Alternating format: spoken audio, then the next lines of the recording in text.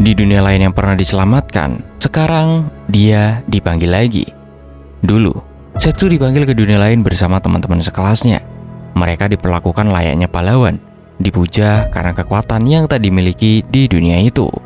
Dan seperti dongeng pada umumnya, Setsu menyelamatkan dunia itu. Tapi ceritanya gak selesai di sana. Dia kembali ke Jepang bukan sebagai pahlawan, tapi sebagai remaja biasa yang hidup 2 kali lebih sunyi. Dunia yang dia selamatin perlahan mulai retak lagi, dan tanpa peringatan, dia pun dipanggil ulang. Sekali lagi, dia harus mengangkat pedangnya, tapi kali ini bukan untuk jadi pahlawan.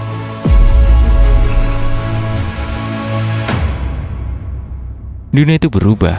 Orang-orang yang ia kenal telah memilih jalan masing-masing. Ada yang tetap setia, ada yang mengkhianati. Dan Setsu, dia bukan remaja polos yang dulu. Dia kembali bukan untuk bermain-main. Dia kembali karena hanya dia yang tahu betapa dalamnya luka dunia itu sesungguhnya. Ini bukan tentang menyelamatkan dunia. Ini tentang menepati janji dan menuntaskan segalanya.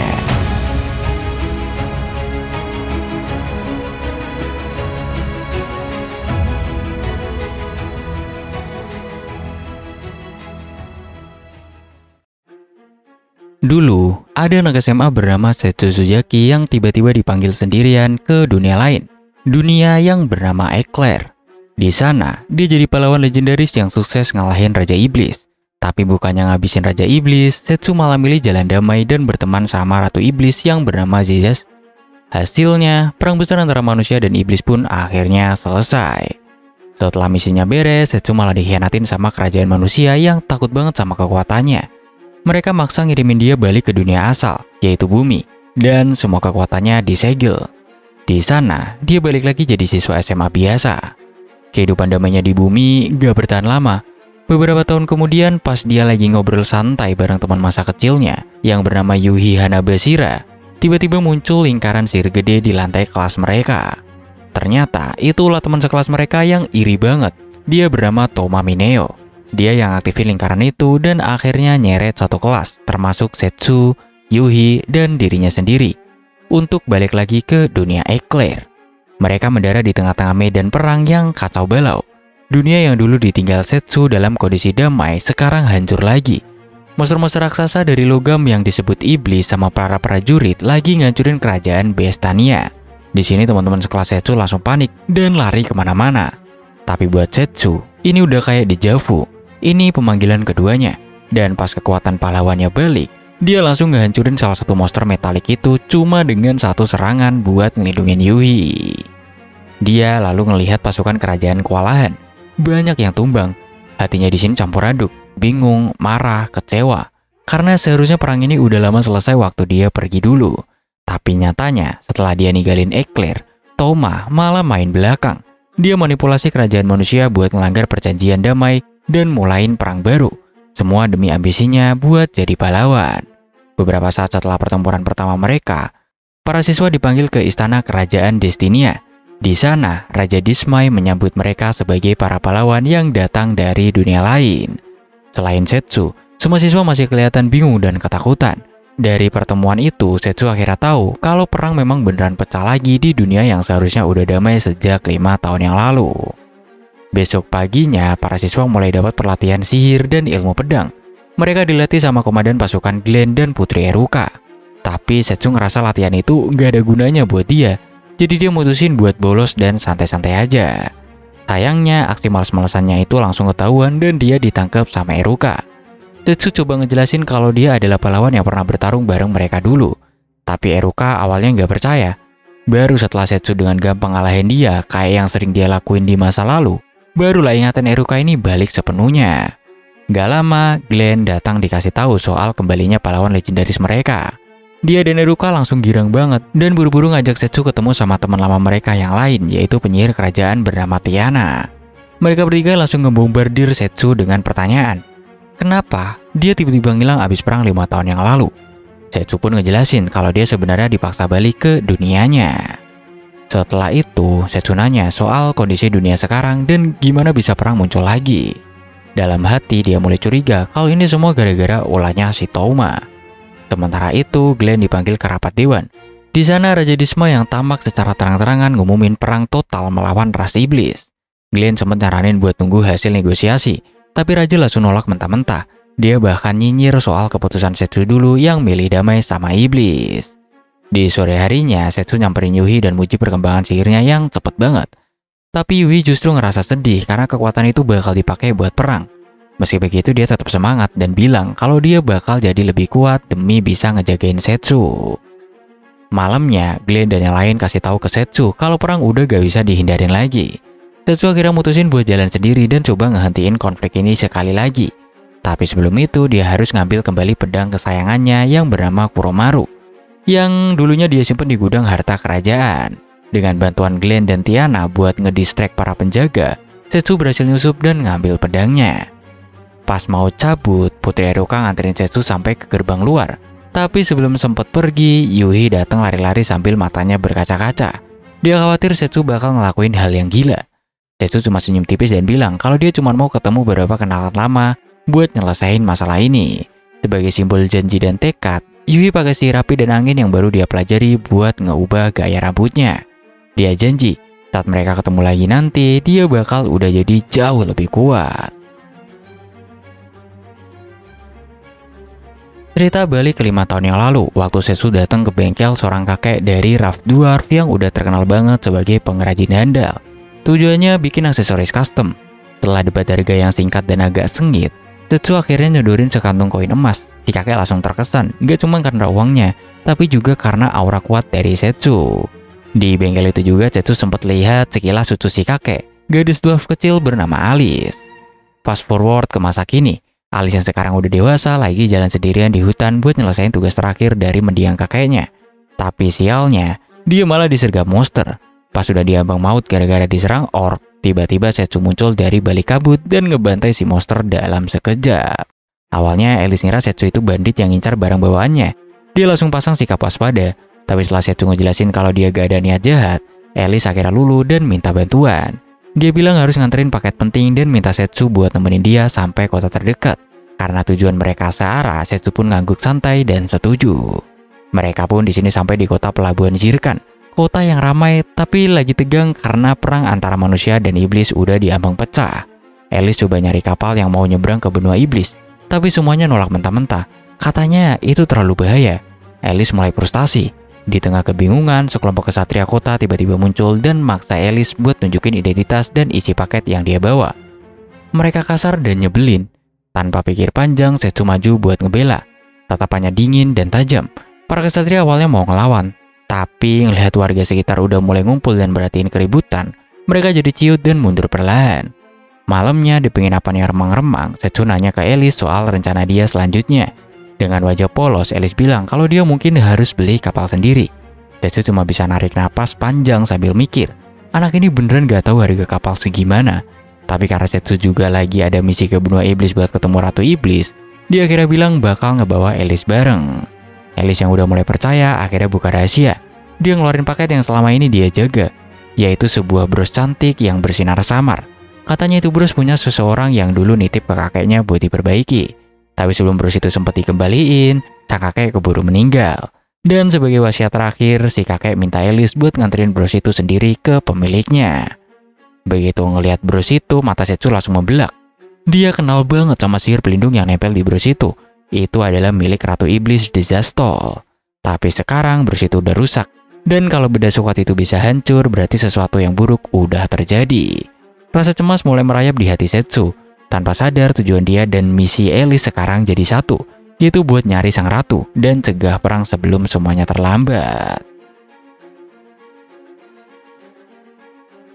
Di malamnya, Setsu tiba-tiba terbangun. Di sini ada aura aneh dan langsung sadar mereka bakal disergap. Dan bener aja, sekelompok prajurit kerajaan ngelabrak masuk ke kamar dia dan Alice di penginapan, nuduh mereka sebagai mata-mata iblis. Gak pakai lama, Setsu langsung gendong Alice yang masih setengah tidur dan kabur ngelewat jendela. Pengejaran berlangsung sampai mereka kepepet di jalan buntu. Tepat di tebing yang langsung menghadap ke laut, alih-alih panik, Setsu malah sengaja mancing emosi para prajurit. Tapi sebelum pertempuran sempat meledak, dia lompat dari tebing sambil terus ngegendong Alice. Saat mereka hampir menyentuh permukaan air, seekor naga raksasa muncul dari laut membelah gelombang. Dia adalah Levia, dewa laut dan juga salah satu rekan terkuat Zetsu dari masa lalu. Tanpa ragu, Zetsu minta Levia buat ngebawa mereka ke benua iblis, ninggalin para prajurit yang cuma bisa melongo di atas tebing, gak percaya sama apa yang baru aja mereka lihat. Besok paginya mereka sampai di benua iblis, tapi belum sempat istirahat, seekor kraken raksasa nongol dari laut dan langsung nyerang.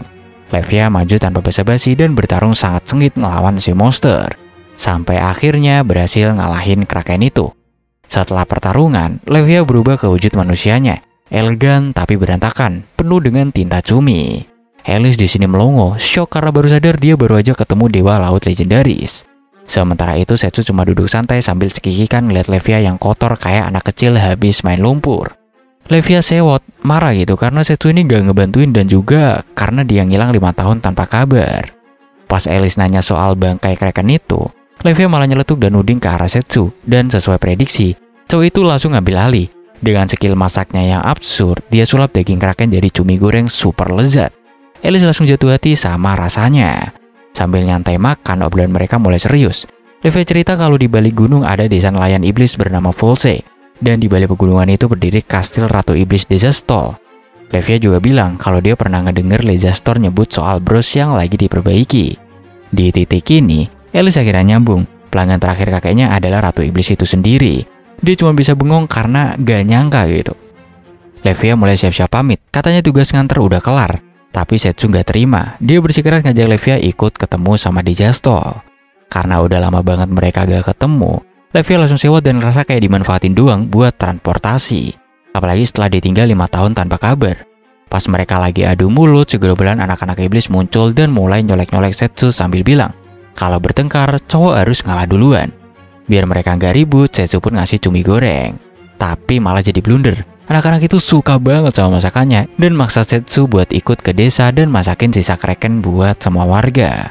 Gak ada pilihan lain, Zetsu pun nyerah dan ngangguk pasrah. Penduduk desa Volse super girang malam itu. Monster kraken yang selama ini bikin hidup mereka was-was akhirnya tumbang. Dan yang lebih kerennya lagi, bangkainya jadi menu utama pesta. Mereka ngadain perayaan besar-besaran buat ngasih penghormatan ke Zetsu dan Levia. Di tengah keramaian, Levia diperlakukan kayak dewi laut sejati. Dia duduk santai nikmatin anggur dan hidangan terbaik yang desa punya. Sementara itu Zetsu malah sibuk di dapur, masak nonstop buat satu desa. Di sampingnya, Alice ngebantuin ngatur stand makanan. Warga iblis pada takjub melihat gimana hebatnya Zetsu ini. Bukan cuma jago masak, tapi juga bisa motong kraken segede itu kayak lagi ngiris tahu gitu. Pas pesta makin meriah, Levia dan Alice duduk ngobrol santai. Alice yang masih baru di grup ini penasaran banget soal hubungan mereka. Levia dengan nada santai cerita kalau dulu dia pernah bertarung lawan Zetsu di tengah laut dan kalah telak. Tapi justru kekalahan itu yang bikin dia mutusin buat gabung dalam petualangan Zetsu buat nyari perdamaian dunia. Levia malah heran kenapa Alice gak tahu siapa Zetsu. Padahal dia itu pahlawan legendaris yang namanya sempat ngeguncang dunia 5 tahun yang lalu. Alice cuma bisa bengong pas akhirnya sadar siapa sebenarnya cowok yang dari tadi masak di sebelahnya itu. Tiba-tiba suasananya berubah. Seorang iblis bersenjata lengkap datang tergesa-gesa ke desa.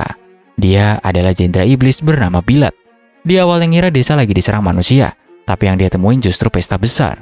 Begitu ngelihat lebih deket, dia langsung ngenalin Levia dan kaget pas tahu si koki di dapur adalah Zetsu. Dengan wajah panik, Bilat langsung minta bantuan. Dia bilang Ratu Dezastol sekarang lagi dalam bahaya. Dia dipaksa nikah sama seorang pedagang manusia super kaya bernama Teran Senetar. Tapi pernikahan itu cuma kedok, karena Teran ternyata pakai kalung terkutuk buat ngendaliin pikiran sang ratu. Zetsu langsung naik darah. Dia marah banget sama Bilat yang notabene tangan kanan Ratu Iblis, tapi malah gak bisa ngelindungin pemimpinnya sendiri. Tapi Levia yang udah ngerti karakter Dezastol luar dalam, malah sadar kalau ratu itu pasti sengaja ngebiarkan dirinya dikendaliin demi ngejaga perdamaian yang udah susah payah mereka bangun 5 tahun yang lalu. Dia rela berkorban demi mencegah perang. Alice juga nabain kalau Teran itu bukan orang biasa. Dia pedagang terkaya seantero dunia ini. Zetsu malah gak percaya. Dia ngerasa gak mungkin ada kutukan yang bisa nahan kekuatan selevel Dezastol gitu. Tapi Bilat ngotot, bilang kalau Teran punya banyak trik licik. Semua ini cuma bagian dari rencananya buat nguasain benua iblis lewat pernikahan palsu itu. Gak mau buang waktu, Zetsu dan Levia langsung mutusin buat berangkat nyelamatin Dezastol.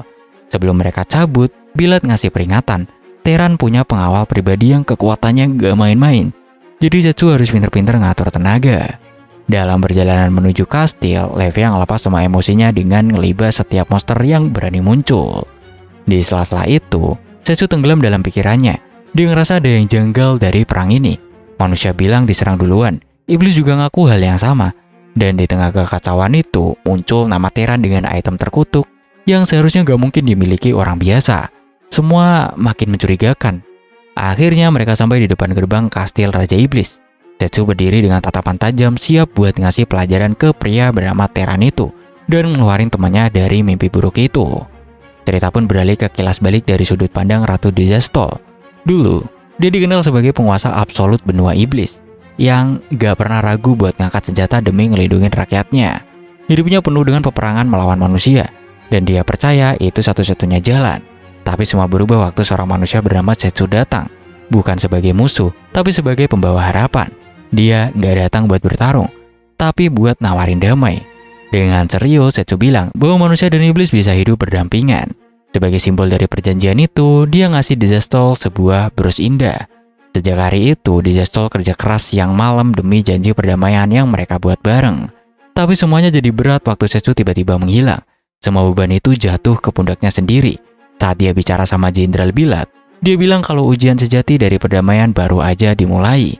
Dan bener aja, suatu malam brus pemberian Setsu tiba-tiba retak.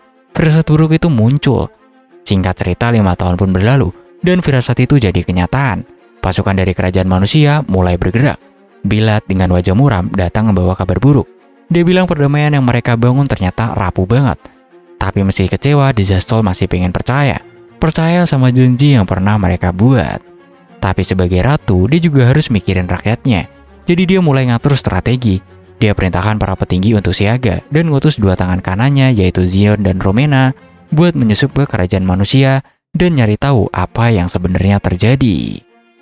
Singkat cerita, sebulan udah lewat dan 2 bawahannya itu hilang tanpa jejak. Ketegangan makin terasa di seluruh penjuru benua iblis. Gudang senjata mulai dipenuhi lagi dan kebencian lama terhadap manusia bangkit pelan-pelan.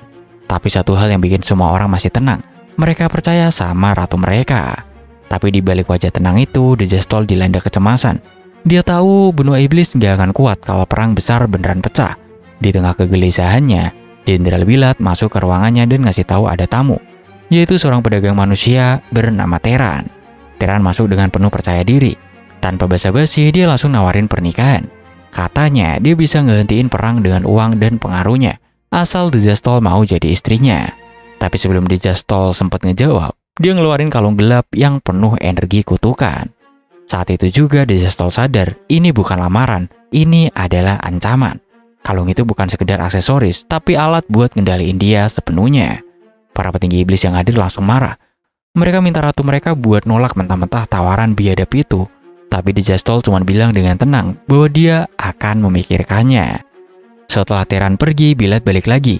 Dia mohon dengan suara penuh emosi, bilang bahwa seluruh pasukan siap mati demi melindungi dia. Tapi Dizastol cuma bisa ngasih senyum tipis. Dia tahu mereka tulus. Justru karena cinta itu, karena rasa sayangnya ke rakyat, dia bikin keputusan yang berat. Kalau harusnya dibudak demi nyelamatin semua orang dan menjaga janji damai yang pernah dia buat sama Setsu, maka itu pengorbanan yang dia siap ambil. Lalu kita pun balik lagi ke masa sekarang. Hari pernikahan paksa itu akhirnya tiba. Di aula megah yang terasa seperti penjara mewah, Teran menatap Ratu Dizastol dengan tatapan penuh nafsu dan rasa kepemilikan. Para iblis yang hadir cuma bisa menggertakkan gigi dan emosi dan amarah yang udah diambang ledakan. Sementara itu, Dizastol melangkah pelan menuju altar, pakai gaun putih yang gak pernah dia pilih sendiri, dengan mata kosong dan hati yang semakin berat. Pas bagian sumpah dimulai, Teran malah dengan sombong ngumumin kalau ini bukan sekedar pernikahan, tapi kontrak budak dan majikan. Dia teriak lantang di depan semua orang bahwa mulai hari ini, dialah penguasa baru benua iblis. Kalung kutukan pun dipasang ke leher Dizastol, mengunci kehendaknya. Di titik terendah itu, Dizastol cuma bisa berharap satu hal, melihat wajah Setsu untuk terakhir kalinya. Dan seolah semesta ngedenger doa itu, pintu aula langsung meledak. Dari balik debu dan neruntuhan, muncul sosok yang familiar dengan senyum santai di wajahnya. "Maaf, udah bikin kamu nunggu, Dizastol," ucap Setsu, bikin semua mata langsung tertuju padanya. Di tempat lain, Alice dan Jenderal Bilad juga lagi ngebut menuju kastil, ngelewatin medan yang mulai kacau. Teran yang aslinya pengecut langsung panik. Dia nyuruh pasukannya buat nyerang Setsu. Tapi belum sempat mereka nyentuh apa-apa, Levia udah menerobos masuk dari jendela samping. Dan dengan gaya cuek khasnya, langsung ngelibas semua pasukan kayak lagi ngebersihin debu gitu.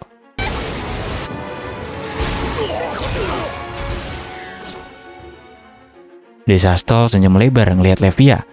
Keduanya sempat saling lempar candaan kayak sahabat lama yang akhirnya reuni. Tapi momen santai itu cepat buyar saat seorang pria berjubah hitam yang bernama Kagero nongol dari bayangan dan nyerang Levia pakai sihir kegelapan. Dia ngeledek, bilang Levia cuma kuat di laut, bukan di darat. Tapi sebelum dia bisa ngelanjutin serangan kedua, Setsu tiba-tiba udah muncul di belakangnya, nahan tangannya dan langsung ngasih satu bogem mentah yang bikin Kagero mental. Saat ngeluarin pedangnya, matanya tajam dan bilang, kalian bakal bayar mahal karena bikin ratu kami nangis. Kagero cuma nyeringai tipis, nyebut bahwa kedatangan Setsu akan bikin tuannya senang. Lalu dia pun menghilang dalam bayangan untuk ngelapor. Desastol langsung lari dan peluk Setsu erat-erat. Dia nangis sambil ngomel, bilang dia beneran kangen berat dan kesel karena ditinggal gitu aja.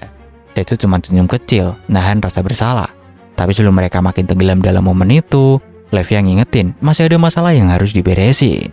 Pasukan Teran ternyata bukan manusia biasa. Mereka semua boneka hidup yang dikontrol sihir kutukan. Setsu langsung ngecek kalung di leher Desastol. Dan begitu ngerasain jenis sihirnya, dia langsung tahu siapa dalangnya, yaitu Toma Mineo. Desastol yang udah kembali ke dirinya bilang dia pengen ikut bantu Setsu. Tapi Setsu minta dia fokus jaga ketenangan di benua iblis dulu. Dia sendiri punya rencana baru, yaitu pergi ketemu Raja Regulus, pemimpin para Beastmen, buat ngebentuk aliansi baru. Levia denger itu cuma bisa ngelus dada. Udah tahu dirinya bakal dipakai lagi jadi alat transportasi. Gak lama, Alice dan Bilat akhirnya sampai. Bilat sok ngeliat kastil udah kayak abis kena badai. Alice lari ke arah Setsu dan ngasih bros yang udah diperbaiki. Dengan lembut, Setsu masang bros itu ke leher Desastol. Saat sentuhan bros itu nyentuh kulitnya, semua kenangan, semua perasaan yang dulu pernah dia rasain bareng Setsu, tiba-tiba muncul lagi. Dia terdiam, tapi matanya bersinar. Sebelum pergi, Setsu janji sama Desastol, kalau dunia ini udah bener-bener damai, dia bakal ngajak sang ratu jalan-jalan kemanapun dia mau. Alice di sini loncat-loncat kegirangan karena akhirnya dapat izin buka toko di benua iblis. Kemudian Bilat pun maju, nunduk hormat dan bilang, atas nama seluruh rakyat iblis, dia siap ngebantuin Setsu kapanpun dibutuhkan. Setelah semua salam perpisahan itu, Setsu dan Levia kembali melangkah ke jalan yang panjang. Perjalanan mereka belum selesai, tapi satu hal yang pasti, mereka udah nggak sendirian lagi. Kita mundur sebentar di kilas balik dari sudut pandang Yuhi Hanabashira. Awalnya dia nganggap tetangganya Setsu sebagai orang yang dingin dan susah didekati. Tapi makin lama Yuhi sadar di balik sikap cueknya itu Setsu sebenarnya punya hati yang tulus. Suatu hari mereka lagi jalan bareng dan Yuhi ngelihat papan reklame akademi elit. Dengan mata penuh harap dia nanya ke Setsu, kira-kira dia bisa nggak masuk ke sekolah itu? Soalnya dia pengen terus bisa sekolah bareng Setsu. Setsu ngejawab dengan nada datar, bilang kalau Yuhi nggak perlu maksa diri sendiri. Jawaban itu bikin Yuhi kesel, tapi juga sedih. Perasaan itu makin dalam pas dia ngelihat hasil simulasi ujian nasionalnya yang jelek banget. Dalam perjalanan pulang, dia dihadang sekelompok cowok iseng yang nyuruh dia nyerah aja sama cita-citanya. Dan lebih baik ikut senang-senang bareng mereka. Tepat di saat itu, Setsu muncul dan langsung ngelamatin dia. Dengan nada dingin, dia bilang ke Yuhi bahwa omongan cowok itu nggak sepenuhnya salah. Gak semua hal harus dipaksain. Tapi ngeliat ekspresi kecewa di wajah Yuhi, Setsu akhirnya tersenyum tipis dan bilang, kalau kamu mau, aku bisa bantuin kamu belajar mulai sekarang. Lompat ke masa kini, Yuhi dan teman-teman sekelasnya lagi latihan sihir intens di bawah bimbingan Putri Eruka dan Komandan Glenn. Di antara semuanya, Yuhi yang paling menonjol. Setelah latihan selesai, Eruka muji mereka dan nyuruh mereka beristirahat. Tapi Yuhi malah lari ngejar Eruka dan Glenn, minta tambahan latihan. Katanya dengan kekuatan dia yang sekarang, dia belum pantas berdiri di samping Setsu. Melihat semangat itu, Eruka setuju buat ngelatih Yuhi secara pribadi. Dia bilang Setsu masih terus berjuang sendirian buat nyatuin dunia. Dan sebagai rekan lama, dia juga selalu siap kalau Setsu butuh bantuan. Tanpa banyak ngomong, Eruka keluarin pedangnya dan langsung nyerang Yuhi. Yuhi sempat kaget, tapi berhasil menangkis serangannya. Mereka pun duel dengan intens. Setelah beberapa menit, Eruka berhenti dan bilang kalau Yuhi punya potensi yang gede. Tapi ada satu kelemahan fatal. Untuk nunjukin itu, dia ngajak Yuhi ke lorong bawah tanah yang gelap dan sunyi. Lalu tiba-tiba seekor monster muncul dari balik bayangan. Eruka nyuruh Yuhi buat ngehadepin makhluk itu. Dengan gugup, Yuhi nembak monster itu pakai sirapi. Monster itu terbakar, tapi bangkit lagi dan berhasil nyerang balik. Itu ngelukain Yuhi. Meski terluka, dia gak nyerah. Dikumpulin tenaga dan lemparin sirapi yang lebih besar. Monster itu tumbang, tapi belum mati. Eruka nyuruh Yuhi buat ngasih serangan terakhir. Tapi Yuhi ragu, dia nggak tega. Melihat keraguan itu, Eruka ngomong dengan serius. Kalau kamu ragu, teman-temanmu bisa mati. Dia pun ngejelasin bahwa kelemahan terbesar Yuhi adalah dia belum punya tekad untuk membunuh. Buat ngasih contoh nyata, Eruka maju sendiri dan dengan satu tebasan tajam, dia menghabisi monster itu tanpa keraguan sedikitpun. Setelah malam yang berat, Yuhi masih terdiam di kamarnya. Pagi harinya, Tiana datang buat ngobatin luka di tangannya pakai sihir. Sambil menyembuhkan, Tiana minta maaf atas sikap keras putri Eruka kemarin. Dibilang Eruka bersikap begitu karena udah nganggap Yuhi sebagai seseorang yang setara, bukan murid biasa. Tiana juga ngerti kenapa Yuhi ngotot banget pengen jadi kuat, karena dia sadar tetapan Setsu kasih ke Yuhi itu nggak sembarangan. Setelah itu, Yuhi ketemu Komandan Glenn. Glenn coba nenangin dia, bilang kalau ragu buat membunuh itu hal yang manusiawi. Saat Yuhi nanya kenapa dia bertarung, Glenn cuma jawab simpel. Dia lebih milih musuh yang menderita daripada orang-orang yang dia sayangi menderita.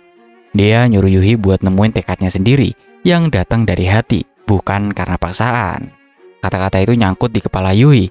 Di latihan berikutnya, dia ngejutin semua orang.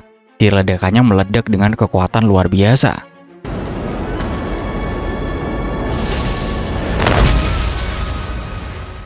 Ngelihat itu, Eruka bawa dia balik lagi ke lorong bawah tanah buat ujian terakhir. Kali ini seekor monster buaya gede muncul dari kegelapan. Eruka ngingetin Yuhi kalau maksain diri, dia bisa hancur sendiri. Tapi Yuhi cuma balas dengan tatapan yakin dan bilang, lihat sendiri tekadku yang sekarang. Dia ngancurin sirapi yang ngebakar monster itu sampai jatuh lemas. Tapi dia gak ngabisinya. Yuhi lalu nyatain dengan suara tenang, tekadku bukan cuma buat menang, tapi juga buat gak ngebunuh. Eruka sempat terdiam, lalu tersenyum. Dalam hati, dia ngeliat bayangan Setsu di dalam diri Yuhi. Seseorang yang kelihatannya setengah-setengah, tapi justru itulah bentuk kekuatan yang sesungguhnya. Eruka akhirnya mengakui tekad Yuhi dan janji bakal terus ngelatihnya. Beberapa hari kemudian, sebuah dekrit raja diumumkan. Para pahlawan dipanggil buat bersiap menyerbu ibu kota iblis, yaitu kota Iblis Guard. Saat kabar itu sampai di telinganya, Yuhi hanya terdiam. Dalam hati, dia bergumam, Setsu, tunggu aku sedikit lagi. Di sisi lain, Setsu dan Levia lagi duduk santai di dalam kereta. Dalam perjalanan menuju benua berikutnya, Setsu udah kelihatan kesel dari tadi. Ngeliat Levia yang malah bersikap kayak lagi liburan padahal sebelumnya dia paling ngotot buat ikut. Mereka sempet adu mulut soal sihir teleportasi yang ternyata mahal banget dan bikin energi sihir cepet habis. Tiba-tiba kereta mereka berhenti. Saat dua penumpang lain naik, Setsu kaget bukan main. Dia langsung berdiri dan berseru, Aliza si cengeng. Dengan mata berkaca-kaca, Aliza langsung lari dan meluk Setsu. Tangis harunya pecah, campur lega dan bahagia akhirnya bisa ketemu lagi. Dalam perjalanan, Setsu ngenalin Aliza ke Levia sebagai partner lamanya dari 5 tahun yang lalu. Aliza juga ngenalin adik perempuannya yang pendiam dan pemalu yang bernama Amel. Karena mereka semua udah mulai nyaman, Setsu akhirnya cerita panjang lebar tentang petualangannya selama 5 tahun terakhir. Habis cerita, Setsu nawarin Aliza buat ikut ke benua manusia hewan. Tapi raut wajah Aliza langsung berubah. Dia nunduk dan bilang pelan kalau sekarang dia lagi terjebak dalam situasi yang cukup rumit dan berbahaya. Aliza mulai cerita ke Setsu tentang situasi yang dia alamin. Sejak Setsu menghilang, dia terus ngambil job berburu monster buat ngasah kemampuan yang dulu dia dapat dari gurunya, yaitu Setsu sendiri. Suatu hari, dia dapat permintaan dari warga buat ngalahin seekor naga yang neror desa Jaslo. Di sana, dia ketemu sama seorang gadis bernama Amel yang ngasih tempat tinggal dan makanan tanpa banyak tanya. Amel bilang kalau dia adalah adik angkat dari salah satu pemuda di desa itu yang tiba-tiba hilang sejak kemunculan sang naga. Ngerasa iba, Aliza janji bakal nemenin Amel selama dia di sana dan nyuruh Amel buat nganggep dia sebagai kakaknya sendiri. Tapi makin lama ada yang aneh. Tiap kali naga muncul, selalu aja ada warga yang hilang. Gak ada bekas darah, gak ada tanda perlawanan, cuman tiba-tiba lenyap aja gitu. Buat ngungkapin misteri itu, Aliza mutusin buat jadi umpan. Dan bener aja, naga raksasa itu muncul. Mereka bertarung sengit, dan Aliza berhasil ngelukain makhluk itu. Tapi naganya kabur. Pas dia balik lagi ke desa, dia kaget setengah mati. Desa udah kosong, semua penduduk lenyap. Cuman Amel yang tersisa, gemeteran dan sembunyi di sudut ruangan.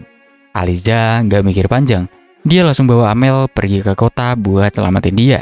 Dan disinilah mereka ketemu Setsu di kereta. Di dalam kereta mereka mulai ngebahas kejadian itu. Levia dengan gaya nyelenehnya nyebut teori random kayak zombie angin atau siren gunung, yang langsung dibantah bisa-bisan sama Setsu. Sebagai balasan, Setsu malah nyeletuk soal alien naik piring terbang dari dunianya, yang hal itu bikin Levia ini makin sewot.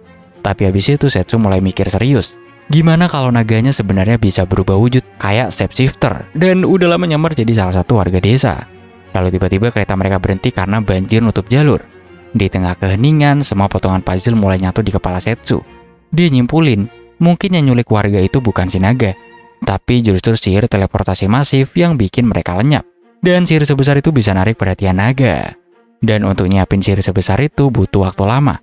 Orang satu-satunya yang cocok sama timeline-nya adalah orang yang baru tinggal di desa 2 tahun terakhir, yaitu si Amel. Kecurigaan Setsu makin kuat waktu dia sadar Amel bisa ngenalin Levia sebagai dewa laut. Padahal gak pernah ada yang ngasih tahu. Amel sempat panik dan coba menyangkal. Tapi akhirnya dia nunjukin wujud aslinya. Matanya bersinar biru terang dan dia langsung nyerang mereka. Ternyata Amel adalah naga itu sendiri, coy. Aliza langsung down berat. Dikhianatin sama seseorang yang udah dianggap adik sendiri jelas bukanlah hal yang mudah. Tapi Setsu nyemangatin dia, ngingetin kalau sekarang saatnya nunjukin kekuatan yang selama ini dia latih. Dengan dukungan sihir air dari Levia, Setsu dan Aliza kerjasama buat ngelawan Amel yang udah balik ke wujud naganya. Pertarungan sengit pun terjadi. Naga itu terdesak, coba kabur, tapi Aliza meski hatinya berat ngumpulin semua keberaniannya dan meluncurin serangan terakhir. Sihirnya tepat sasaran, naga itu kalah dan tubuhnya perlahan berubah jadi debu. Alice hanya bisa terdiam, berdiri di tengah angin yang berembus pelan. Di balik kemenangan itu, dia tahu, dia baru aja kehilangan seseorang yang sempat dia anggap keluarga. Setelah pertarungan tragis itu, Setsu milih pergi dan membiarkan Aliza menata sendiri kesedihannya.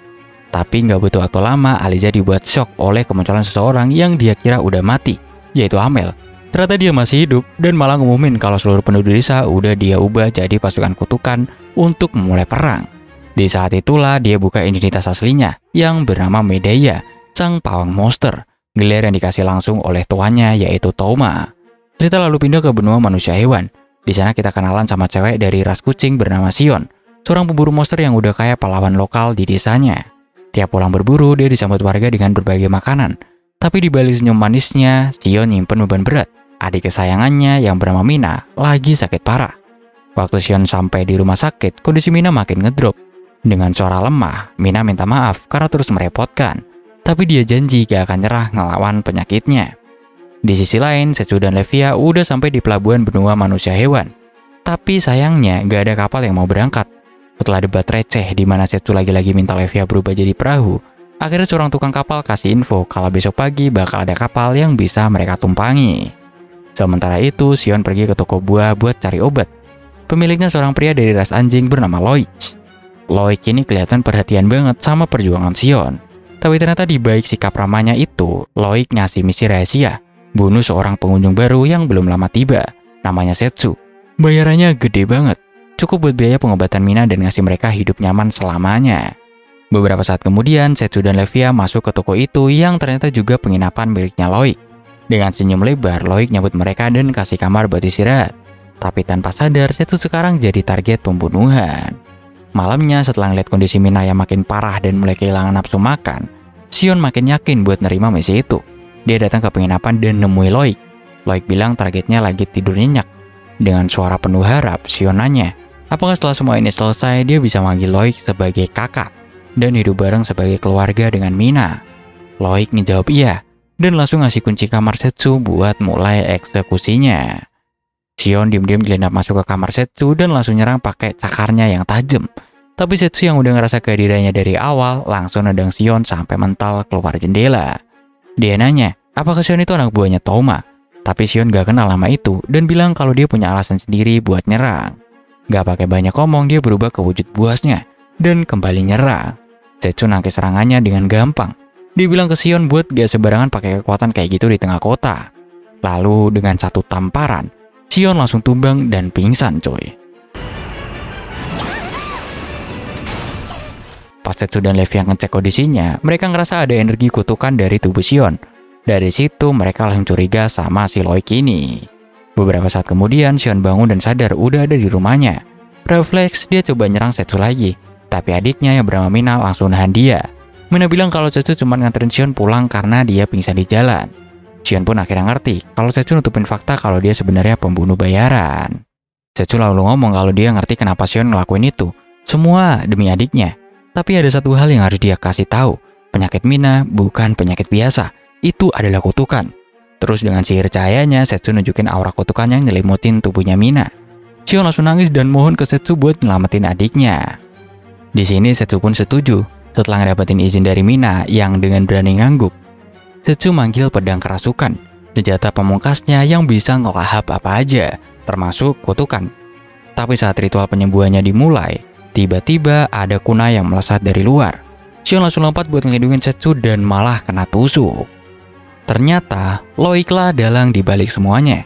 Tapi sebelum dia sempet nyerang Setsu lagi, Levia udah muncul buat menghadang dia.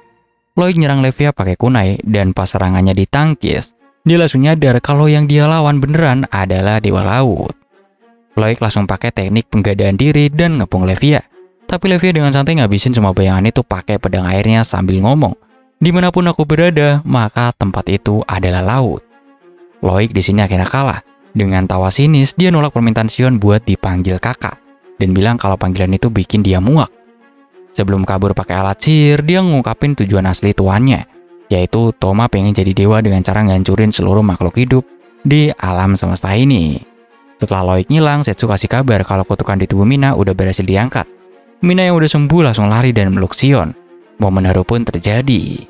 Lalu setelah itu, Setsu ngeluarin item sumber kutukan itu, yaitu sebuah kalung yang mirip banget sama yang pernah dipakai sama Dejastol. Ngeliat itu, tekad Setsu buat ngehajar Toma makin kuat. Dia tahu ini baru awal dari semuanya. Besok paginya, Setsu dan Levia nyewa perahu buat lanjut perjalanan. Sion dan adiknya Mina ikut bareng mereka sebagai bentuk balas budi ke Setsu. Selain itu, Sion juga punya satu tujuan. Dia pengen ketemu dan ngobrol lagi sama Loik. Setsu dan Levia pun gak keberatan. Mereka berangkat bareng menuju istana Raja Hewan. Di sisi lain, suasana di istana lagi panas-panasnya. Para petinggi kerajaan manusia hewan ribut dalam rapat.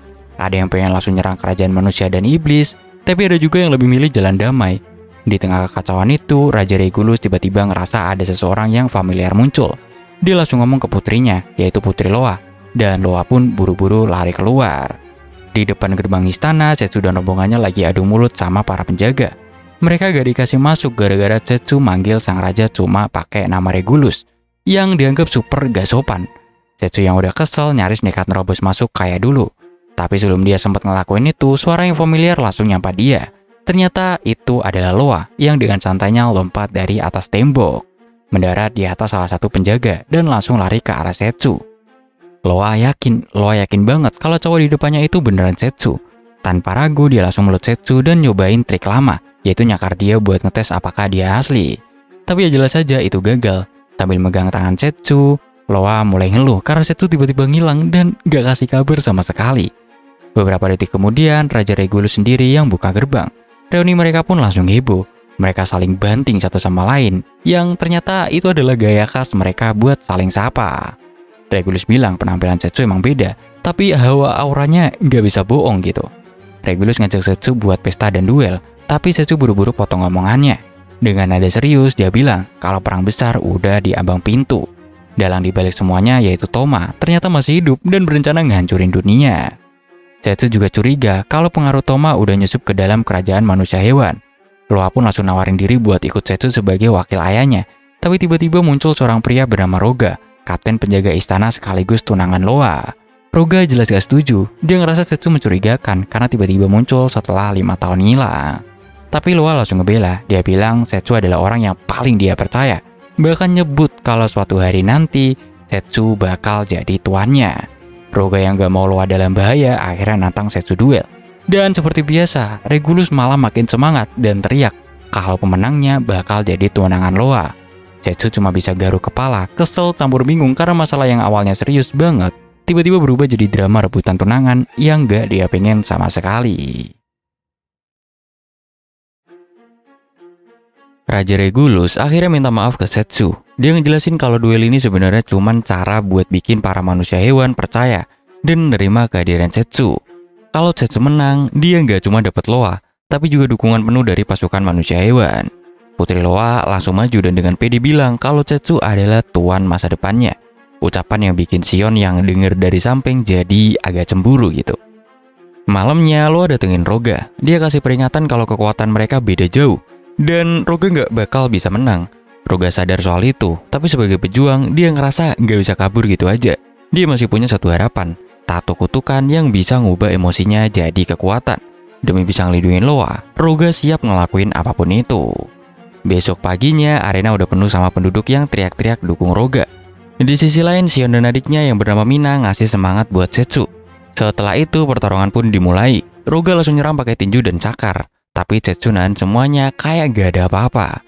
Roga yang ngerasa bakal kalah langsung berubah wujud ke serigalanya. Loa sempat nyuruh Setsu buat hati-hati, tapi Setsu tetap santai dan malah berhasil banting Roga sampai bikin arena hancur. Pas Setsu mau ngakhirin pertarungan tanpa bikin Roga malu, Roga malah makin marah. Lalu tiba-tiba suara Toma muncul di pikirannya, manas-manasin dan ngungkit masa lalu tentang gimana Setsu seolah ngerebut Loa dari dia. Saat itu juga tato kutukan di tubuh Roga aktif dan ngeluarin aura gelap yang ngeri banget. Roga yang udah dikendaliin kutukan sukses bikin Setsu mundur beberapa langkah. Levi langsung lempar salah satu pedangnya ke Setsu. Dengan pedang itu, Setsu berhasil nebas tangan Roga. Tapi anehnya, tangan itu tumbuh lagi kayak gak ada luka gitu. Loa coba nyadarin Roga, tapi Setsu buru-buru nyuruh dia mundur. Dia gak mau Roga sampai mati dan udah siap manggil pedang kerasukan buat nyerap kutukan itu. Tapi sebelum sempat dilakuin, Toma muncul langsung dari energi kutukan Roga. Dengan nada dingin, dia nyebut Roga cuma sampah yang gak pantas ganggu Setsu. Lalu langsung ngebunuh dia tanpa mikir dua kali. Loa ngejerit marah, tapi Setsu tahan dia biar gak nyamperin Toma yang jelas-jelas berbahaya. Toma dengan senyum gilanya ngobrol ke Setsu seolah mereka sahabat lama. Dia bilang mau membersihkan dunia ini demi Setsu dan nyatain obsesi gilanya buat hidup abadi bareng Setsu sebagai dewa. Setsu langsung ngegas, ngancem bakal nebas dia lagi kalau nekat bikin ulah. Tapi Toma malah senyum makin lebar dan ngerespon santai, bilang kalau perang antara manusia dan iblis udah resmi dimulai. Kau yakin bisa ngelindungin semuanya kayak pahlawan? Katanya sambil pelan-pelan ngilang. Sebelum pergi, dia janji bakal balik buat ngambil Setsu lagi. Setelah semuanya selesai, Loa cuma bisa berdiri kaku, ngeliat tubuh Roga yang udah gak bernyawa dan tanpa kepala. Beberapa saat setelah duel, Raja Regulus akhirnya minta maaf ke Setsu karena duel itu ternyata idenya. Tapi Setsu langsung bilang kalau sekarang bukan waktunya buat nyalain siapapun. Fokus utama mereka adalah satu hal, yaitu ngehentiin Toma. Setsu bilang dia bakal balik ke benua iblis dan dia butuh banget dukungan dari Regulus dan pasukan kerajaan manusia hewan buat perang besar yang udah di depan mata. Setelah itu, Setsu nyamperin Putri Loa yang lagi duduk sendiri, masih kepukul karena kematian Roga. Walaupun hatinya hancur, Loa berusaha senyum di depan Setsu. Dia tahu ini bukan waktunya larut dalam duka, karena krisis yang lebih gede udah nunggu di depan mata. Mereka harus kuat bareng-bareng. 5 tahun yang lalu dari sudut pandang Toma, dia dan Setsu dipanggil ke dunia lain bareng. Begitu nyampe, mereka langsung dibawa ke istana. Disambut meriah sama seorang raja yang nyebut mereka sebagai pahlawan penyelamat dunia. Setsu yang emang belak-belakan langsung nolak mentah-mentah panggilan itu dan marah karena menurutnya kerajaan cuma buang tanggung jawab ke mereka. Tapi meski begitu Setsu tetap bertahan dan adaptasi cepat. Dia latihan pedang dan sihir tanpa henti. Sedangkan Toma yang lebih kalem dan penakut cuma bisa ngeluh kangen rumah dan ngerasa asing di dunia ini. Dia selalu ngikutin Setsu dari belakang, kagum banget ngeliat ketenangan dan kekuatan sahabatnya itu. Waktu itu, Setsu bilang ke Toma, kita lagi naik perahu yang sama sekarang. Kita bakal keluar dari dunia ini bareng-bareng. Kata-kata itu nempel banget di hatinya Toma. Dia percaya penuh bahwa Setsu bakal selalu ada di sisinya. Suatu hari, Setsu ngajak Toma kerjasama buat nyetop perang. Menurut Setsu, saling bunuh cuma buang waktu dan gak ada gunanya. Toma sempat ragu karena dia ngerasa gak punya kekuatan sehebat Setsu, baik fisik maupun mental. Tapi Setsu tetap meyakinkan dia. Kita ini pahlawan terpilih. Kita gak akan tahu hasilnya kalau gak pernah nyoba. Lalu Setsu janji, aku bakal terus lindungin kamu. Dan buat Toma, itu jadi janji pertama yang bener-bener berarti banget. Beberapa waktu kemudian, Setsu mutusin buat ninggalin kerajaan, menjelajah dunia demi nyari cara buat nyetop perang. Tapi Toma gak ikut, dia masih ngerasa terlalu lemah. Sebelum Setsu pergi, Toma bikin janji kedua. Waktu kamu balik nanti, aku bakal cukup kuat buat bertarung di sisi kamu. Tapi di dalam benaknya Toma yang makin lama makin kelam, kepergian Setsu dan rasa gagalnya karena gak bisa jagain dirinya sendiri berubah jadi pengkhianatan besar. Buat Toma, itu semua ngelukai janji mereka, dan luka itu yang akhirnya nyulut obsesi gilanya buat membersihkan dunia ini demi mereka berdua. Waktu pun terus berjalan, musim pun silih berganti, sementara Setsu sibuk menjelajahi dunia. Toma terus bertempur di medan perang, perjuangannya gak sia-sia. Ia akhirnya dikenal sebagai pahlawan perak. Dengan pedang suci di tangan dan pujian dari sang raja, para prajurit mulai menaruh harapan besar padanya. Mereka percaya, suatu hari nanti, Toma bakal jadi pemimpin negara ini. Meski ketenaran itu memuaskan banyak orang, di dalam hati Toma, dia cuma mau satu hal, terus menang, demi bisa nepatin janjinya ke Setsu.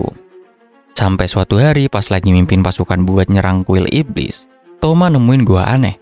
Di dalamnya ada patung wanita tanpa kepala yang megang kalung terkutuk.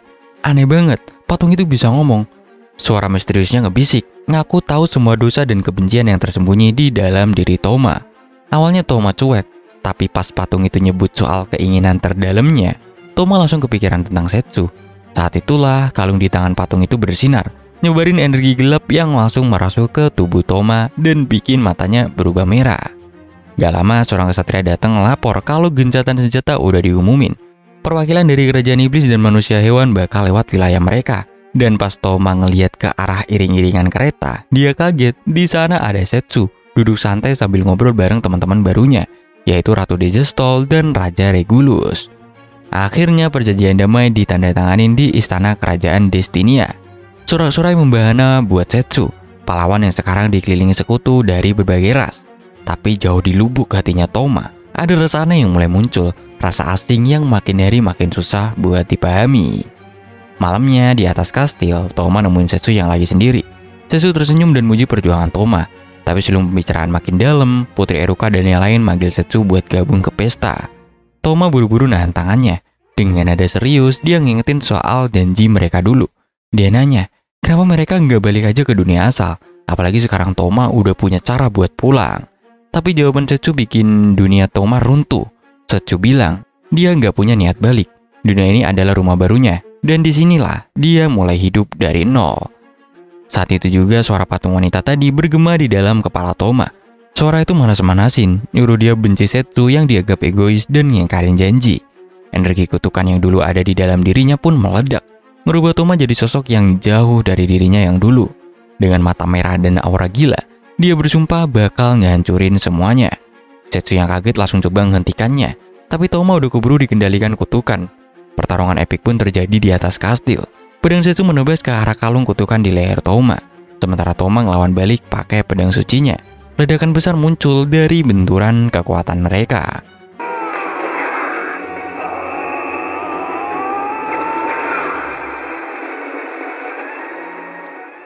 Begitu Eruka dan yang lain nyampe ke tempat kejadian, mereka cuma nemuin kehancuran. Setsu dan Toma hilang, raib dari dunia itu tanpa jejak sedikit pun.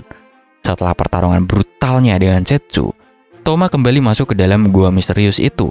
Perasaannya hancur, sedih, sendirian, dan kecewa karena semua harapan yang ia gantungkan selama ini terasa sia-sia. Tapi di balik kegelapan gua itu, ia menemukan sesuatu yang jauh lebih mengerikan, yaitu sebuah laboratorium rahasia tempat eksperimen kejam dilakukan. Di sana, dia menyaksikan pemandangan yang bikin jiwa meronta. Mayat-mayat yang tak utuh, alat-alat bedah berlumuran darah, dan aroma kematian yang pekat. Di antara korban yang ia lihat, ada sisa-sisa eksperimen transplantasi organ antara Loik dan saudaranya. Juga ada dua pria, satu botak, satu lagi berambut gondrong, yang tubuhnya penuh luka bekas penyiksaan. Bahkan Medea, yang ternyata adalah wujud asli dari Amel si monster tamer, juga menjadi korban eksperimen biadab itu. Mereka semua punya satu kesamaan. Mereka hidup dalam penderitaan dan dibakar oleh kebencian pada dunia yang gak pernah ngasih mereka kesempatan untuk hidup ataupun mati dengan tenang. Melihat itu semua, Toma yang udah dikuasai kekuatan kegelapan cuma bisa berdiri diam. Tapi hatinya gak bisa cuek. Yang rasa ini semua salah. Dunia ini terlalu busuk untuk dibiarkan terus hidup. Dengan satu ayunan kekuatannya, dia menghancurkan laboratorium itu dan membebaskan semua korban yang masih bisa diselamatkan. Lalu dengan suara pelan tapi tegas dia berkata, "Aku gak akan biarin kalian hidup dalam neraka lagi. Kalau kalian mau, ikut aku. Kita hancurkan dunia ini bareng." Dipenuhi rasa sakit dan dendam yang sama, mereka semua mengangguk tanpa ragu. Dari situ terbentuklah pasukan kegelapan di bawah pimpinan Toma. Niat mereka jelas, yaitu menghancurkan dunia yang udah menghancurkan mereka lebih dulu. Dan di masa kini, setelah kekuatannya pulih sepenuhnya, Toma berdiri di hadapan pasukannya dan mendeklarasikan dengan lantang, mulai hari ini, kita bukan cuma akan menghancurkan dunia, kita akan jadi dewa di atas puing-puingnya.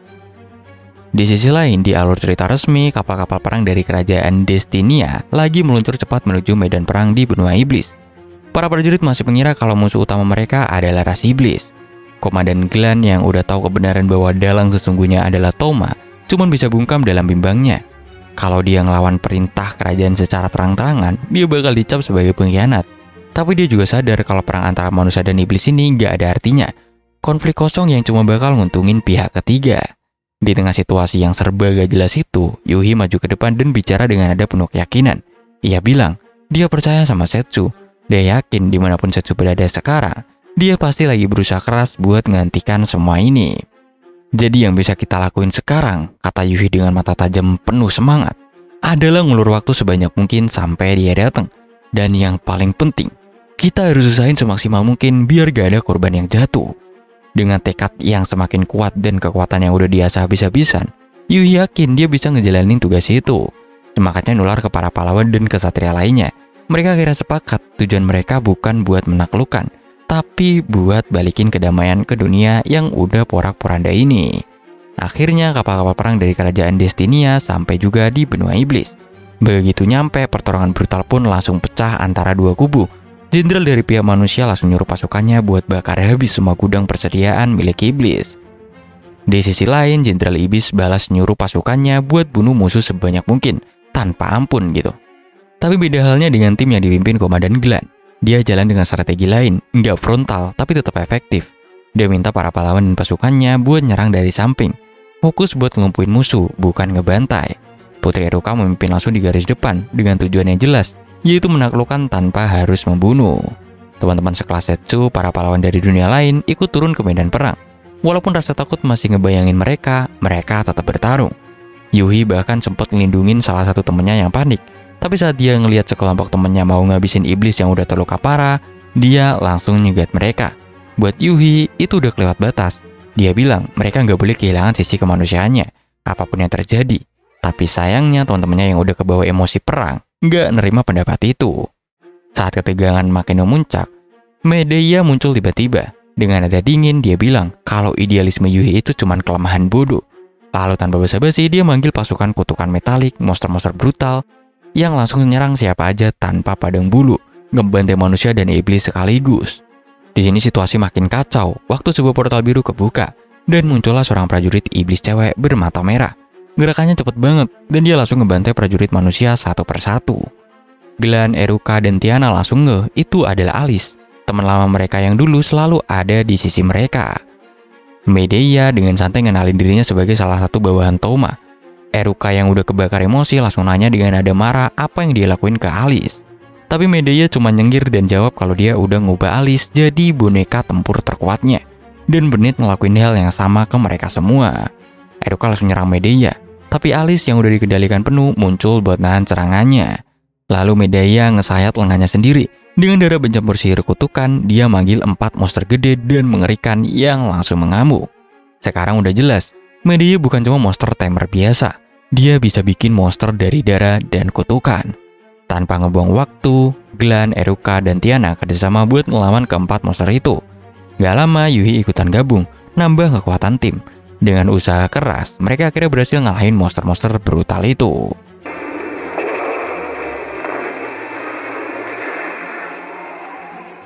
Tapi Medea nggak nyerah. Dia langsung nyuruh Alice buat ngebunuh semua yang ada di sana. Tapi Glan sigap banget. Dia maju duluan, tahu betul kalau Alice bukan musuh. Dia temen yang tersesat. Gak tega nyakitin Alice dengan cara fatal, Glan pakai gagang pedangnya buat nyerang tanpa membunuh. Dia berhasil ngejatuhin Alice sampai pingsan. Begitu memastikan Alice masih hidup, Glan ngerasa sedikit lega. Tapi dia juga tahu ini belum selesai, perang masih berlangsung. Dan Raka baru aja dimulai. Dengan hati yang kebakar amarah, Putri Eruka langsung ngebabat Medea dan berhasil nusuk jantungnya. Darah nyembur kemana-mana pas Medea jatuh ke sungai. Eruka sempat ngira pertarungan udah kelar, tapi tiba-tiba Medea mulai gerak lagi. Dia bangkit pelan-pelan sambil nyengir kejam. Sambil ketawa sinis, dia bilang kalau tubuhnya udah dimodifikasi secara brutal waktu dulu. Hasil eksperimen gila. Dia punya 2 jantung dan 2 pasang paru-paru. Jadi ngebunuh dia itu gak segampang itu. Dia cerita kalau Toma yang nyelamatin dia dari masa lalu kelam itu. Makanya dia ngerasa berutang dan siap bantuin rencana gilanya Toma. Bahkan kalau itu berarti ngancurin dunia ini. Gak berhenti sampai situ, Medea langsung lepas batasan kekuatannya sendiri. Dia manggil makhluk buas, yaitu seekor chimera. Terus nyatuin tubuhnya sama makhluk itu. Tubuh mereka meleleh jadi satu, berubah jadi monster yang bener-bener ngeri. Tiana langsung nyadar kalau sihir itu gak cuma pakai mana, tapi juga ngedaya dari kekuatan hidup Medea sendiri. Didorong sama rasa bencinya yang dalam banget. Dalam wujud barunya yang brutal, Medea nyerang tanpa ampun. Gempurannya cepet dan buas, bikin komandan Glan dan yang lain gak sempat ngelawan. Mereka langsung babak belur, energi mereka kehisap habis. Di saat semua harapan udah kayaknya hilang, tiba-tiba seekor kupu-kupu bercahaya muncul di tengah medan perang. Cahayanya untuk Alice yang masih gak sadarkan diri, dan seolah ngebangunin sesuatu dalam dirinya. Alice tiba-tiba bangun, terus dengan gerakan cepat dan pasti, dia nusuk senjatanya ke inti tubuh Medea. Medea mulai lemes, kekuatan hidupnya pelan-pelan memudar. Tapi Alice juga jatuh pingsan di atas tubuh monster itu. Walau semua yang terjadi udah gila banget, Alice tetap menganggap Medea itu adiknya. Di detik-detik terakhirnya, Medea meluk erat Alice yang udah pingsan. Dia bikin tubuh chimera itu jadi keras dan berubah jadi batu. Monster yang tadi brutal itu sekarang cuma jadi patung kaku yang ngelindungin Alice. Glan buru-buru ngecek dan memastikan kalau Alice cuma pingsan karena kelelahan. Pas mereka mikir semuanya udah berakhir, tiba-tiba muncul tangan aneh dari sungai. Dari balik bayangan, muncul bawahan Toma yang lain bernama Kagero. Ngeliat teman-temannya udah nyaris tumbang semua, Yuhi langsung maju, siap buat ngadepin Kagero sendirian. Tapi sebelum pertarungan dimulai, semua orang ngerasa ada aura sihir kuat banget dan kerasa familiar. Dalam sekejap, Setsu muncul di antara Yuhi dan Kagero. Dengan tenang dan aura yang beda, dia bilang, "Kalian semua udah cukup berjuang. Mulai sekarang, biar aku aja yang ngurus semuanya." Di tempat lain, Raja Regulus akhirnya dapat kabar kalau pasukannya udah siap tempur. Tanpa banyak mikir, dia langsung nyuruh mereka buat gerak menuju medan perang. Balik lagi ke garis depan. Setsu sekarang berhadapan sama Kagero, si pria berjubah misterius dari insiden sebelumnya. Tapi alih-alih langsung nyerang, Kagero malah penasaran sama cara pandang Setsu.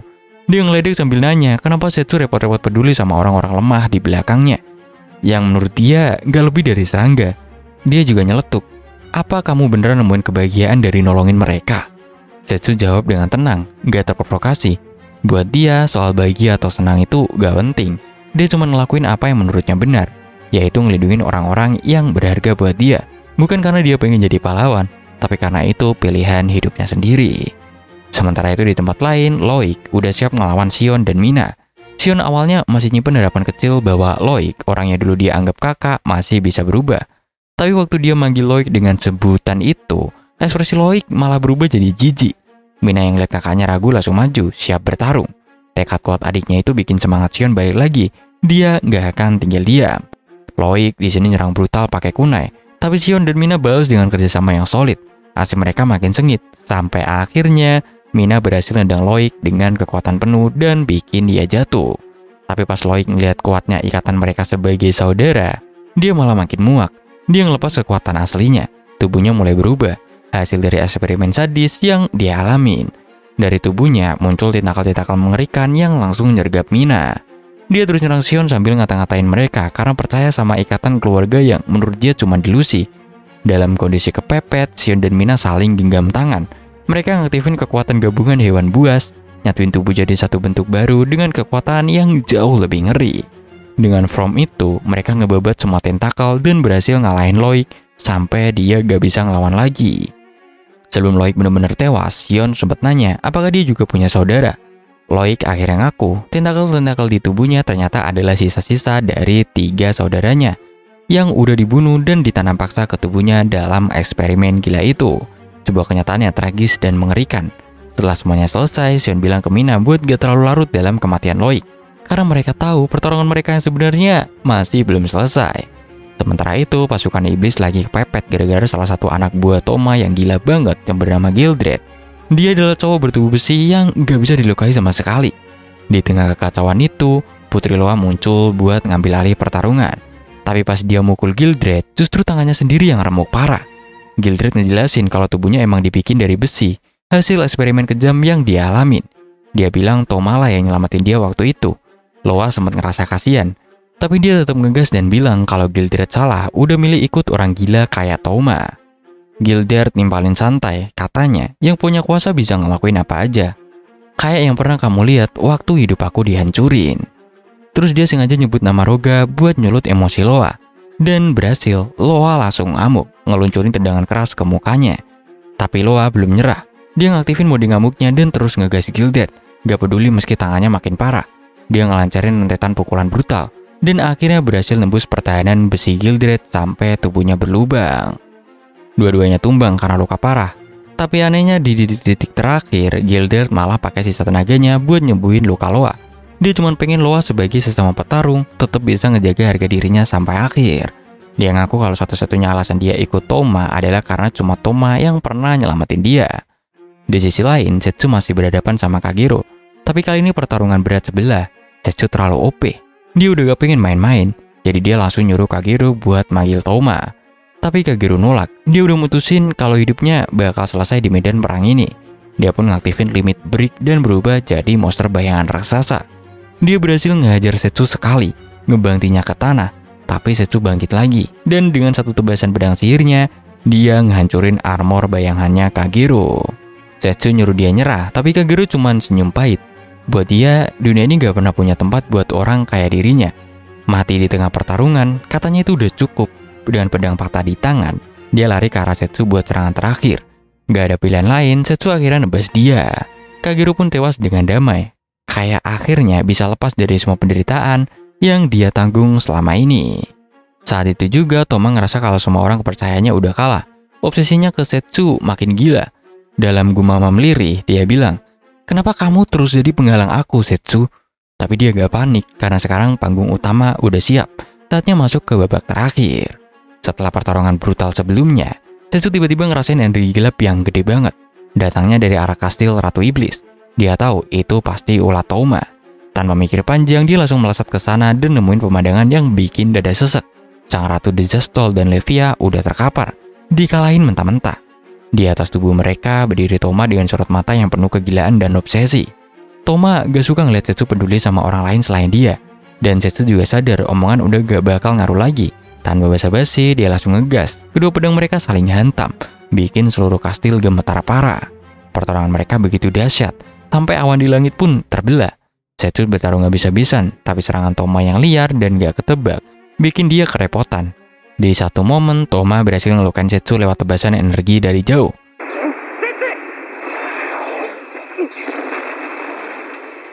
Dengan nada sinis, dia ngeledek. Katanya Setsu udah mulai melemah. Sadar dia harus ubah strategi, Setsu balik nyerang dan berhasil bikin pedang Toma terlepas. Tapi bukannya nyelesain, dia malah ikut buang pedangnya juga. Dia milih bertarung pakai tangan kosong, ngalurin semua emosi dan frustasi dalam tiap pukulan. Toma tentu nggak tinggal diam. Dia mundur ambil pedangnya lagi, yang tiba-tiba berubah jadi pistol laser raksasa. Toma nembakin meriam lasernya, dan satu tembakan aja udah cukup buat ngelubangin gunung. Setsu langsung tegang, dia tahu serangan segila itu nggak boleh dibiarkan terus. Dia cuma bisa fokus buat bertahan dan terus ngehindarin rentetan tembakan itu. Tapi Setsu masih punya kartu as, yaitu pedang kerasukan. Dia pakai senjata itu buat nyerap kekuatan laser dari Toma, nelan energinya sampai habis. Pas di saat yang sama, teman-temannya Setsu datang ke lokasi. Ngeliat mereka semua selamat bikin Setsu lega. Tapi ternyata itu malah bikin Toma makin gila.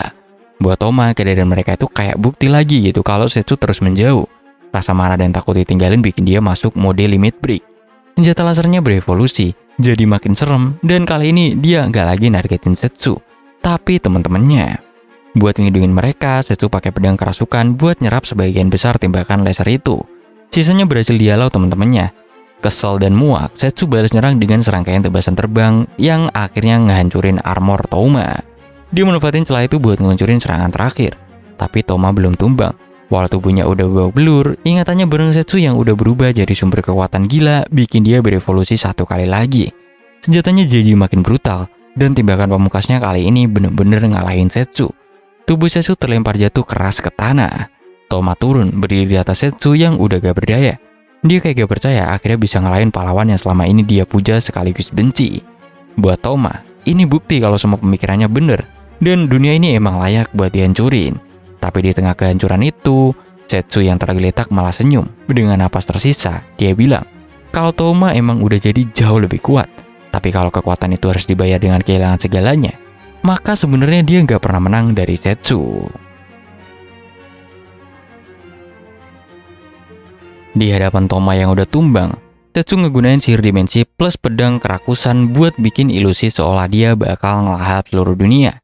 Toma langsung panik dan ketakutan, teriak-teriak kalau dia nggak mau mati.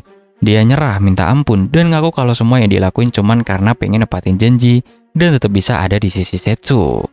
Setelah semua kekacauan itu selesai, di tengah hamparan salju putih, Setsu mandangin Toma yang udah dia tarik keluar dari kegelapan. Pas Toma bangun dan sadar, dia bingung. Kenapa Setsu malah nyelamatin musuhnya sendiri? Setsu ngejelasin kalau dia nggak pernah niat buat ngebunuhnya.